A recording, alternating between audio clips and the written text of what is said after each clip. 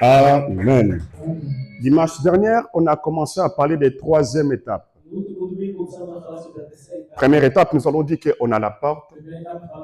Et deuxième étape, on a dit qu'il y a le chemin. Et la troisième étape, c'est ça la destination, des cibles. Donc, qu'est-ce que c'est que l'Éternel veut que l'Église comprenne? Quand on reçoit Seigneur Jésus-Christ, ce n'est pas la finalité de toutes choses, mais c'est le début de toutes choses. Donc, quand je donne ma vie à Jésus, et j'avais dit qu'il y a certaines gens, ils ont des talents. Il y a certaines gens, ils ont des dons. Pour être un peu bref, le talent, il peut grandir, même si cette personne n'évolue pas dans l'église. Donc, même si cette personne ne donne pas sa vie au Seigneur, le talent de cette personne peut produire. Je vais vous donner un exemple. Les joueurs qui jouent au basket, ou bien celle qui fait le football. Pour être un bon joueur, tu n'as pas besoin d'aller à l'église. Pour être un bon joueur, tu n'as pas besoin de prier. Si tu travailles beaucoup, tu auras le fruit de ton travail. Mais les dons spirituels, pour qu'ils puissent y grandir, pour que ça soit bien aiguisé, il a besoin d'un milieu où il y a l'esprit. Parce que ça peut être l'esprit de Dieu et ça peut être aussi de mauvais esprits. Je vais vous faire comprendre quelque chose. Ce n'est pas tout le monde qui peut décider de dire qu'aujourd'hui je deviens marabout. Ça ne marche pas pour tout le monde. Il y a certains gens, ils ont déjà quelque chose en eux. Il y a une prédisposition déjà en eux que l'Éternel nous a donné dès le fondement du monde. Ou bien avant même qu'ils viennent ici sur la terre. Il y a certaines catégories de gens qui Dieu a déjà préparées. Alors, il y a certains gens, ils ont la grâce prophétique. Il y a certains gens, ils ont des dons de discernement des esprits. Alors, cet don-là, ça sera aiguisé. Ça dépend des milieux que cette personne est en train d'évoluer. S'il évolue dans une atmosphère où il y a l'esprit de Dieu, alors c'est Dieu qui va utiliser cet esprit. Mais si elle évolue dans un autre endroit d'obscurité, donc cette personne peut devenir magicien, il peut devenir quelque chose d'autre.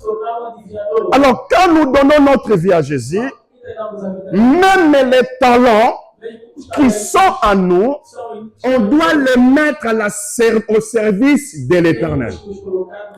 Je ne sais pas si quelqu'un me comprend. C'est pour ça qu'aujourd'hui, on est en train de voir beaucoup de difficultés. Parce qu'il y a certains gens, il était joueur, je vais donner un exemple. Il y a certains gens, il était un simple musicien. Les seules choses que cette personne sait faire, c'est de chanter. La seule chose que cette personne sait, c'est de jouer au football. Il vient à l'église et toi, tu lui dis que non, football, c'est péché. Non. Tu dois faire comprendre à cette personne, c'est possible d'évoluer comme footballeur, mais d'être quelqu'un qui va représenter le royaume de Dieu partout où tu seras. C'est possible que je sois un architecte, mais partout où je vais évoluer, je vais élever le plus haut des étendards, le nom de notre Seigneur Jésus-Christ. Et toutes ces choses-là, c'est possible. Alors, quand on a lu Matthieu 25, on a parlé d'un monsieur qui avait donné le talent à ses serviteurs. Mais la Bible est claire, le talent qu'il donnait à chacun de ses serviteurs, c'était par rapport aux capacités de chacun. Alléluia. C'est que ces gens-là, ils avaient déjà leurs capacités. Et le Messie, il regardait chacun de ses serviteurs. Et il a dit que moi, je vais me déplacer. Mais je vais vous laisser le talent. j'avais précisé ceci. Il y avait un homme qui a reçu 5 talents et il y a l'autre qui avait reçu 2 talents. Et il y a l'autre qui a reçu un seul talent. Et j'avais même posé une question ici à l'église. Dans les yeux humains, ou bien pour traduire le mot talent en français, ça nous donne l'impression que la personne qui a reçu un talent, il n'a pas reçu grande chose. Mais si on convertit talent à notre époque, et qui vaut plus ou moins le salaire de quelqu'un pendant 20 ans. Donc, ça nous fait comprendre que cet monsieur, il avait confié quand même son héritage à ses employés. Mais ce que le Messie il attendait d'eux, qu'ils puissent produire ce qu'ils avaient reçu. On a vu le premier, le 5 qu'il a reçu, il a produit, ça fait 10. Le 2, il a travaillé, le 2 qu'il avait, ça produit, ça devient 4. Mais ceux qui avaient reçu un seul talent, il a eu l'idée de génie. Il a dit non, je vais creuser un endroit, je vais garder le talent. Quand la pluie, ça va tomber, ça va pousser. Alléluia. Mais oh, c'était une mauvaise idée. Le monsieur, quand il est venu, parce qu'il a dit, je sais, il a dit, l'employé il a dit au monsieur, il a dit, je sais que tu es un homme en colère. Tu es capable de prendre où tu n'as même pas semé. C'est pour cela que j'ai eu peur. Au lieu de prendre le risque de travailler, j'ai décidé d'aller le garder. Il a dit, si tu sais que je suis un homme comme ça, il fallait prendre cet talent, d'aller dépositer dans une banque. Au moins, quand j'irai venir, je voulais aller même me sommer les gens de la banque qui puissent me donner quelque chose. Alléluia. Donc, on a dit que le talent, ça symbolise la grâce que Dieu a dépositée en nous. Je vais continuer avec la prédication. Aujourd'hui, à l'église, on commence à avoir des problèmes sérieux. Si je peux même utiliser le terme médical, beaucoup des églises locales sont devenues des églises hémiplégiques. Il y a un endroit de l'église qui ne fonctionne plus. Pourquoi? Parce que les doigts, ils commencent à dire la bouche a plus d'importance que moi. Alors je vais arrêter de travailler. Je sais que nous tous qui nous sommes ici, on a déjà passé dans cette expérience. Je me souviens une fois, je me suis fait mal au doigt. Regarde ma taille, mais il y avait un petit doigt qui faisait mal. Je vous assure, je n'arrivais pas à dormir. Alors, si l'église est le corps de Christ, ça signifie quoi?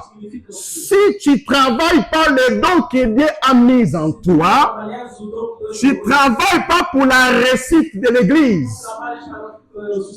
Tu ne travailles pas pour la réussite du royaume de Dieu, mais tu es en train de travailler pour l'échec de l'église. Bien, mais je serai clair avec l'église.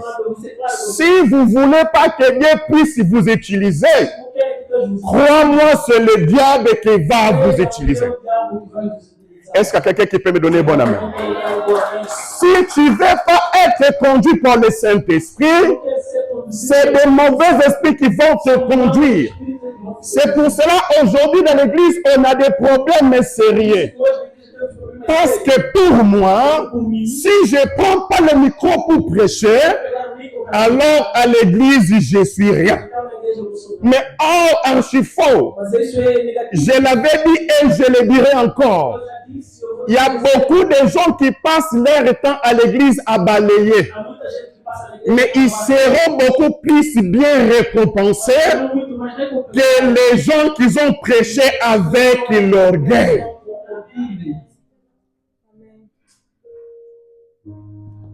Parce que l'Éternel ne t'a pas mis dans ce monde en vain. Crois-moi, même dans ta famille, Tu n'es pas le mouton noir.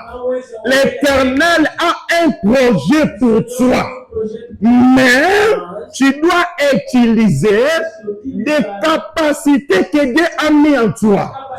Je vais vous donner un exemple rapidement. La Bible me dit, Jésus, il est parti dans le désert. Mais il y avait plus ou moins 5000 hommes qui ont l'accompagné. Et crois-moi, quand Jésus prêchait, il n'est pas comme moi, qui prêche 20-30 minutes, après il dit Amen, on part. Il n'est pas comme moi dans le veillées de prière, que ça peut même arriver de prendre 2 heures du temps en train de parler. Jésus commençait à prêcher le matin, jusqu'à midi, il est en train de prêcher. Et ça peut aller jusqu'à soir, il est en train de prêcher. Mais ce jour-là, les disciples sont venus voir Jésus. Ils ont dit, Jésus, il y a un miracle qui se passe au milieu de la foule. Jésus a dit, qu'est-ce qui se passe? Il a dit, quand tu es en train de prêcher, il y a des bruits dans la foule. Il y a le bruit dans la foule. Jésus a dit, est-ce qu'ils sont en train de crier gloire à Dieu? Il a dit, non, non, Jésus, pas ça. Alors il a dit, c'est quoi? Il a dit, Jésus, tu sais, plus de 5000 personnes qui n'ont pas mangé pendant 3 jours. Comment on appelle ça? Barbouiller en français, c'est ça? Le ventre commence à barbouiller. Il a dit, vous imaginez 5000 personnes? Et Jésus il a dit, allez vous-même donner à manger. Philippe, il a dit, même avec 2000 deniers, on ne pourra jamais nourrir ce peuple. Et lui qui est en train de dire ceci, il a dit, André, il est venu voir Jésus. Il a dit, Jésus, par contre, parmi nous, il y a un gamin qui mange beaucoup. Comment ça? Il a dit, il a 5 pains et 2 poissons. Pendant tout ce temps, oui, il a 5 pains et 2 poissons. Jésus, il a dit, ça suffit. Ça suffit pour nourrir tout ce peuple. C'est de toutes petites choses dans les yeux humains. Mais les 5000 personnes, non, je dirais ceci. C'était 5000 hommes. Si on calcule les femmes et les enfants, près 20 000 personnes. Mais les 20 000 personnes, ils ont bien mangé et la nourriture a resté. Mais si les gens, si les apôtres, ils avaient négligé les 5 pains, s'ils avaient négligé les 2 poissons, on ne pourrait jamais avoir le miracle. C'est que vous pensez que c'est petit, c'est que vous pensez que c'est rien. Je vous donne un conseil. Mets-les en reproduction. Mets-les à travailler pour l'Éternel. Ça va produire beaucoup de choses. Il ne faut pas négliger ce que Dieu t'a donné. Oui, moi, je ne peux pas chanter. Vous tous, vous savez, quand je chante, c'est pareil que Papa Fredem. Non, voilà, là, c'est pas bon. Mais je peux travailler dans quelque chose d'autre.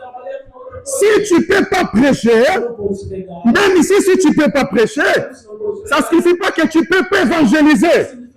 Mais toute chose que nous allons faire, il faut savoir, un jour, nous allons passer devant le juste juge.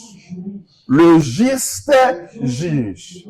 Et chacun de nous, il sera récompensé par rapport à tout ce qu'elle a fait. Alléluia. Nous tous, on sera récompensés par rapport à ce qu'on a fait quand on était ici-bas. Si Paul dit que j'ai combattu un bon combat, l'Éternel m'a fait comprendre quelque chose. Il a dit, mon fils, si tu regardes ce que Paul a subi, toi, Néo, tu n'as pas encore goûté. Je n'ai pas encore goûté ce que Paul a subi. Paul est en train de dire ceci. Combien de fois je t'ai fouetté? Il avait reçu 49 fouets. Il était jeté en prison. Les habits étaient déchirés. Si c'était vous et moi, ce jour-là, je voulais décider de ne plus prier. Parce que si je dis un mot ici qui va contre ce que toi tu crois, tu es capable de me dire demain je ne viendrai plus à l'église. Mais Paul et Silas, ils étaient fouettés. Ce n'est pas parce qu'ils sont partis voir quelqu'un, mais parce qu'ils ont sorti dans la rue, ils étaient en train d'évangéliser. Au point même, ils ont chassé l'esprit de Python qui possédait la vie d'une jeune femme. Et le peuple, ils ont décidé de le mettre en prison. Si c'était vous, qu'est-ce que vous voulez faire? On voulait s'arrêter, de dormir, de dire, écoute, mon corps, il a beaucoup souffert aujourd'hui. Je vais essayer de dormir pour me reposer. Mais la Bible me dit, vers minuit, Paul, il a regardé Silas. Il a dit, oh mon gars, on commence à adorer. On va encore élever son nom. Peut-être Silas, il voulait dire, Paul, mes mains, ils sont pleins de sang. Regarde, je suis menotté. Je ne peux pas même prier. Je ne peux pas sauter parce que mes pieds, ils sont enchaînés.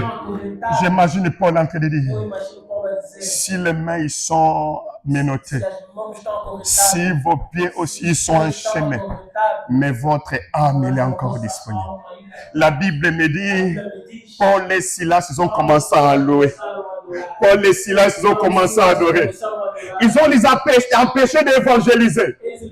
Mais l'Éternel a mené Paul et Silas en prison. Vous savez pourquoi? Parce que l'Éternel voulait sauver les geôliers. Ou joailliers. Il voulait sauver les geôliers, lui et sa famille.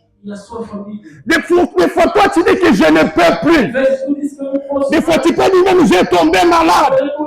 Des fois, l'Éternel permet de certaines malades dans ta vie. Parce qu'il veut que tu ailles voir le médecin. Que les médecins te disent, ta maladie, il a pris des solutions. Mais que tu retournes après des mois. Que tu le dises, Jésus m'a guéri. Afin que le nom de Jésus soit loué. Ça dépend de la façon que toi tu vois des choses. Mais crois-moi, tous les efforts que tu fais, tout acte que tu es en train de faire pour l'Éternel, ça produit quelque chose. Alléluia. Regarde la personne qui est à côté de toi. Dis-le, n'arrête pas. Ne arrête pas. N'arrête pas. Même si les gens ne te comprennent pas, même si les gens ils t'ignorent, ne t'arrête pas. Acclame la gloire de Jésus. Paul il a dit, combien de fois j'étais trahi par de faux frères. Quand on dit des faux frères, ce n'est pas les gens de loin, mais c'est les gens de près. Que Paul il a dit, c'est mes frères. C'est eux-mêmes qui sont partis pour trahir Paul.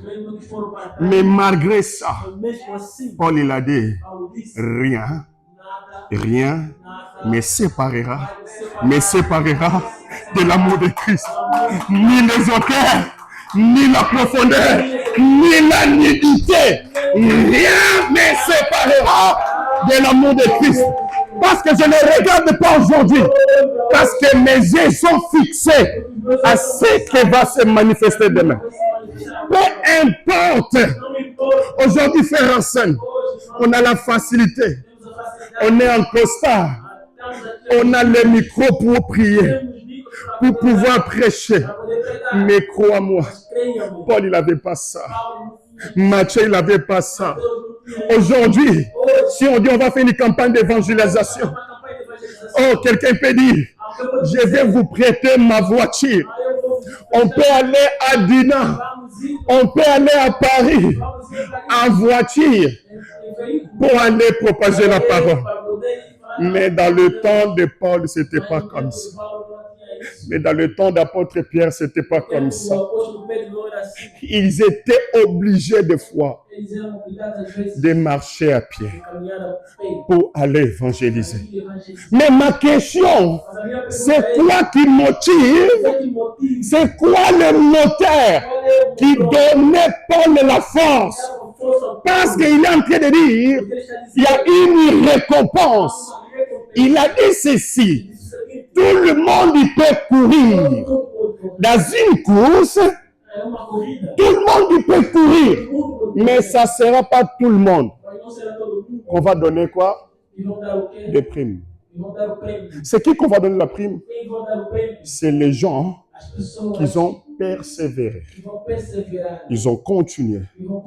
Malgré la fatigue, ils n'ont pas lâché. Ils ont continué. Je vais parler aux musiciens. Même si les gens vous critiquent. Même si frère Ibrahim, il dit quelque chose que ça t'a fait mal. N'arrête pas de prier à cause de lui. Même si moi je dis quelque chose qui te fait mal, mon frère, n'arrête pas de prier à cause de moi. Vous et moi, on sera jugés. Sois fidèle à ton poste. Continue à faire ce que tu fais. Continue à le faire bien. Et sois fidèle. Essaye d'améliorer. Ne dis pas que non, le pasteur de cette église, il ne me regarde même pas. Mes yeux ne te voient pas, mais les yeux de l'Éternel te voient. Même si moi je ne te dis pas quelque chose, l'Éternel est en train d'appeler les anges. Que Dieu te bénisse. L'Éternel est en train d'appeler les anges. Il a déjà dit, regarde. Même quand personne ne le voit pas, il est toujours fidèle.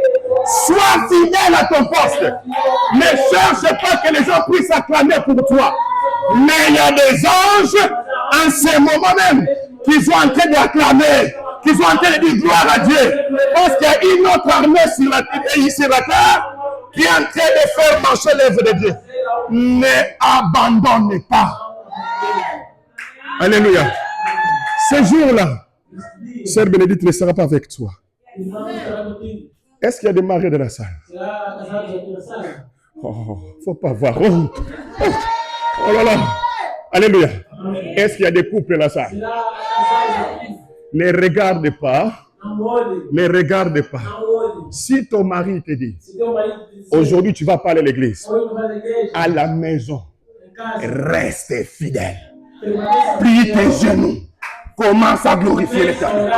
Parce que même si mon corps ne peut pas bouger, mais avec ma bouche, je peux louer l'Éternel. Oh, je voulais dire à quelqu'un, si tu savais que dans les cieux, il pose les questions, jusqu'à quand cette personne va commencer à chanter? Jusqu'à quand cette personne va commencer à chanter? Si tu savais que dans les cieux, les anges disent, mais jusqu'à quand cette personne va commencer à pécher? Il y a des hommes qui vont se convertir parce que ce n'est pas moi qui ai parlé, parce que c'est toi qui as parlé. Alléluia. Alléluia. Est-ce que tu peux acclamer la gloire de Jésus? Il y a des changements qui vont se faire. Ce n'est pas parce que moi j'ai parlé, mais c'est parce que l'Éternel a parlé en toi. Alléluia. Alléluia. Il y avait une femme dans la Bible. Jean, il l'appelait la femme samaritaine. C'était pas son nom. Mais comme il ne connaissait pas son nom, juste pour comprendre les mots de tribalisme, ça fait longtemps qu'il existe. Malgré le temps qu'ils ont resté avec la femme, ils n'ont même pas eu le temps de demander tu t'appelles comment. Quand il était en train d'écrire, il a dit la femme samaritaine. La femme samaritaine, mal réputée. Très très mal réputée. Au point que quand les gens ils vont pas aller prendre de l'eau dans une cisterne, dans la cisterne ils partaient le matin. Mais cette femme elle a dit, oh, comme il y a trop de commérages dans notre ville, je vais aller après-midi. Je vais aller après-midi. Et Jésus il a dit ceci, je sais que cette femme aujourd'hui, il doit venir. Si je reste avec Jean, parce qu'il y a beaucoup de gens qui pensent que Jean il était sauvage gentil. Attention, Jean, c'est pas tout le temps qu'elle était gentille. Il a dit Pierre, quand ça bouge, il prend le couteau. Il dit sortez d'ici, allez chercher à manger. Ils étaient que 12. Des personnes. Ça suffisait. Ça suffisait pour aller chercher à manger. Mais Jésus a dit aux 12, allez chercher à manger. Et la femme samaritaine est venue. Jésus l'a révélé des choses cachées. Jésus l'a parlé de lui. Jésus s'est révélé à cette femme. Cette femme, il était mal répété. C'était pas Pierre, c'était pas Jean. C'était la femme samaritaine. C'était la femme mal réputée. La Bible dit, il y retourne dans la ville où elle habitait. Elle a commencé à prêcher. La Bible dit, la ville, les gens de la ville, ils ont quitté la ville, ils ont parti jusqu'au désert. Je ne sais pas si vous êtes en train de vous souvenir de ce que je suis en train de vous parler. Mal répété.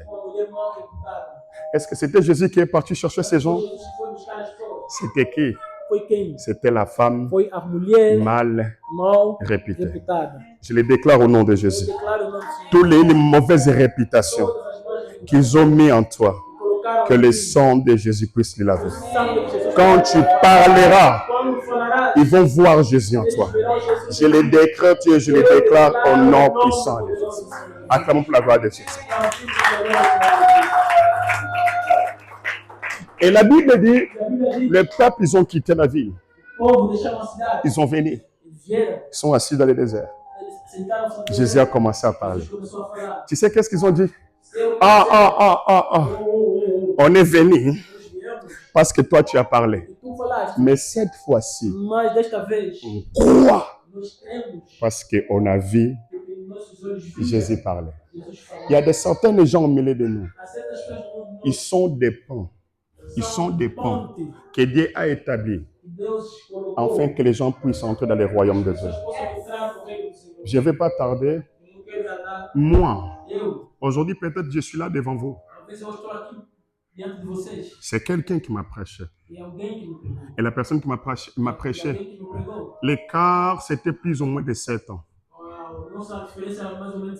Un jour, en faisant mes bêtises, le bon matin, j'ai trouvé le gamin avec sa Bible. Mais à l'époque, j'avais déjà donné ma vie à Jésus. Parce que moi, si j'ai donné ma vie à Jésus, ce n'est pas parce que je me suis repenti. Non. Parce qu'un modérateur, le bon matin, il a dit, vous êtes là. Il y a des gens qui sont entrés dans les laboratoires. En année 2000. Ça sera la fin du monde. Qu'est-ce que tu dis, mon frère? Le lendemain, je dis, c'est bon. Je vais aller me baptiser. Il n'y avait pas la repentance. C'est pour cela que je me suis fait baptiser, mais je continue à faire toujours de mauvaises choses. Vous voyez, je vous parlais de moi. Amen. Mais